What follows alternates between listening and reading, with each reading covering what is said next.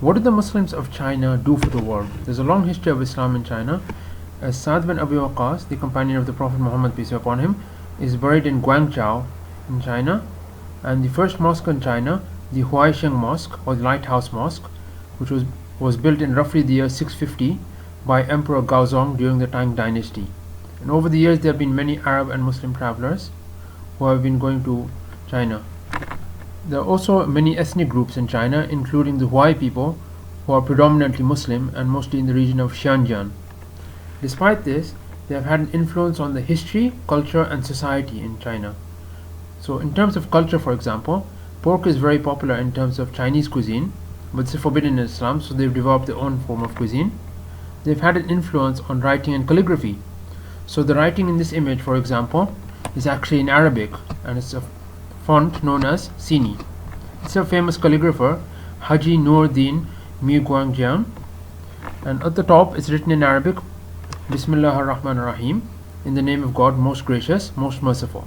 And on the side it's written, Masha Allah, what God likes. They've had an influence on literature, so the famous children's story Aladdin, for example, was originally set in China, and Aladdin was actually Chinese, not Arab. They've had an influence on astronomy, so Yize, for example, was a famous Chinese Muslim astronomer, and there were others such as Wang Daiyu, who was the main supervisor at the imperial observatory.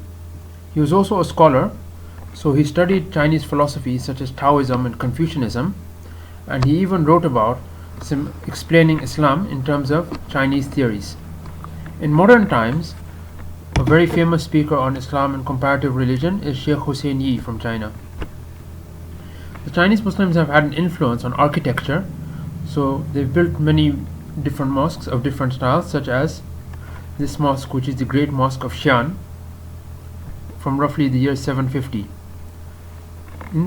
During the time of the Yuan dynasty in the 13th century, Amir al-Din was one of the architects who worked on and helped in the construction of the Khan Baliq, also known as Dadu, which was the capital at the time.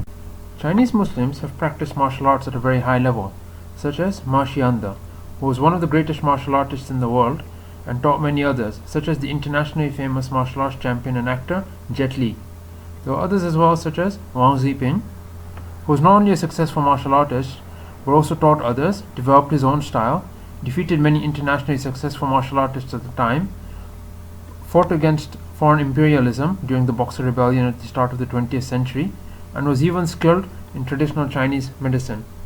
There were other Chinese Muslims who helped to protect the country, such as General fuxiang, and there were others such as Dahai, who was known for his humility, as he said, "My fighting men do not know writing. They only know 3 duties: do not kill, do not violate women and girls, and do not burn down huts or farmhouses."